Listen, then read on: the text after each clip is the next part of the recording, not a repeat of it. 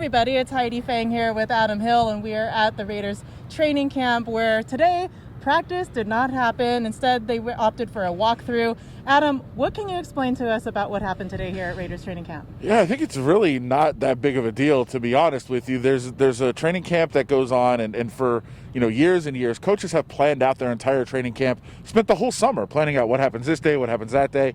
It's all different this year because we know the COVID shortened things. It also shortened the fact that there's no preseason games, the amount of time they get to evaluate guys, and how many days they could practice in pads. And I think one of the things that's going on here is you only have 14 days to practice in pads, and as they're getting closer and closer, they're measuring the schedule and saying, okay, maybe today's not a good day for pads, maybe tomorrow is. All they did today is move from a padded practice to a non-padded practice, essentially, is the easiest way to explain it. They did a walkthrough, so no media, but they were out there, they were practicing, they were getting work done, just a little bit different of a schedule.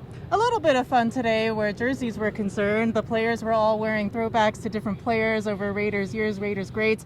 I had heard that maybe there's a possibility that the Bo Jackson jersey is now missing. Adam, what kind of fun and inspiration do you think that put for the team out there today? Well, I think a couple of things. I mean, no team embraces its history like the Raiders do. And so I think that's one of the things that John Gruden wants to get across to his players.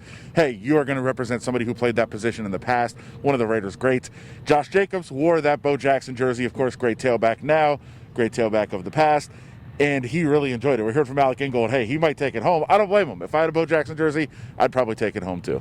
Well, there were availabilities, like you just said, with Alec Ingold, the fullback, and also tight end Foster Moreau, who's returned from rehabbing from an injury that he sustained at the end of last year. Adam, what did you take away from, first of all, the meeting with Foster Moreau and how he's coming along with his rehab?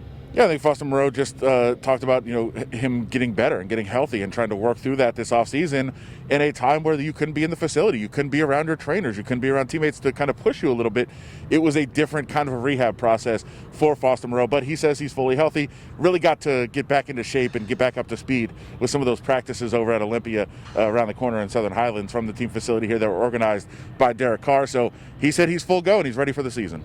And Alec Ingold, Adam, what did he have to say about kind of improving upon his performances from last year? Yeah, I think a little surprising that he said he was disappointed a little bit in his season last year and that he didn't live up to his own expectations. I think most people thought he far exceeded expectations. But one of the things he said is he wasn't quite strong enough. He didn't have his body where it needed to be for a full 16-game season. He hit that rookie wall that they talk about.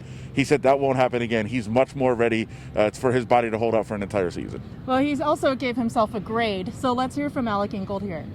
If I had to give myself a letter grade, I would say probably a B. I think I exceeded some people's expectations, but definitely not my own and not the coaching staff's. I think, I started off slow and had a great middle part of the season and then kind of ended off with that rookie wall. I didn't exactly finish off how I wanted to. And, I think just understanding how much of a grind this season is and how much being a pro plays into being able to finish down the stretch in December, playing good December football is really important to us. So once again, that goes back to the body and just really focusing on being a professional about everything that goes into this job so that we can start fast, we can stay fast, and we can finish fast. That was fullback Alec Ingold on grading himself, and you can read all about it in the Review Journal as Adam is putting that article together. Everything will be online at vegasnation.com. Download the Vegas Nation app as well. Tomorrow will be another day here for training camp with the Raiders facility. Sam Gordon and Ed Graney will be out here to cover that for us. So for Adam Hill, I'm Heidi Fang. Thank you for watching.